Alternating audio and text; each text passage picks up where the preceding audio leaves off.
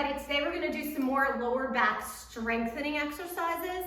Often I put patients through a whole regimen. I get their lower back corrected, their nerves interference is gone, but they're deconditioned in their core, which tends to throw the lower back out again. So strengthening exercises are so important, and I always prescribe strengthening exercises to any of my lower back patients, so that once we get all this work done and we correct your spine, great, we want to keep it that way. Okay, so the first one that we're going to do is called a bridge. So my patient is Allison. She's got her feet flat on the floor, knees bent up, back flat. Initially what you're going to do is turn your pelvis in a little and then lift your whole back off the ground. So that's going to strengthen up the muscles in here, her glutes and her abs. This is going to really tighten the whole core unit. And drop it down. And then you're going to breathe and do it again. So every time you take a breath, you're going to exhale and come out, and then inhale, come down, and exhale, come up, and inhale and come down. You're going to do that about 5 to 10 times. I would hold it for a nice deep breath each time. Do that at least twice a day. Then we're going to have you flip over on your belly, Allison. So we're going to do some planks.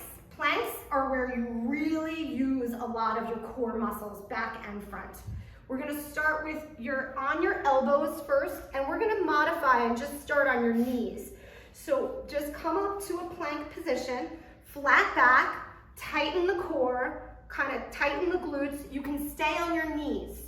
If it's too hard for you to do this, then you're just going to drop your belly down and start by just pushing yourself up. But ultimately, you want to get this whole hip, everything straight off the ground.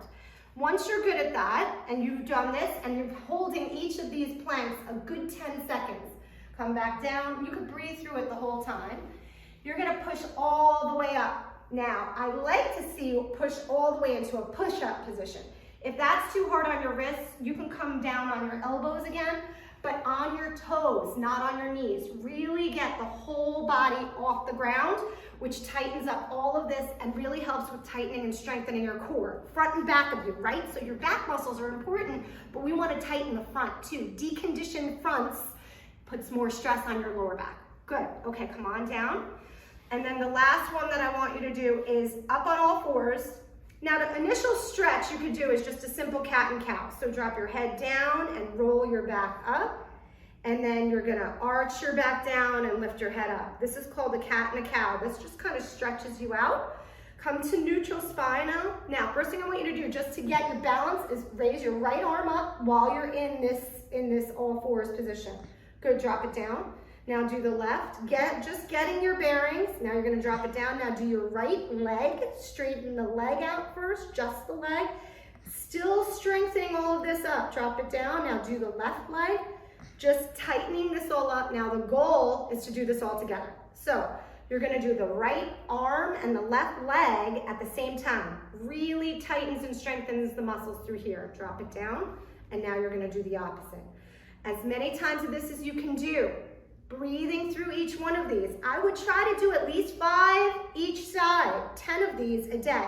Keeping your core tight, keeping your back tight.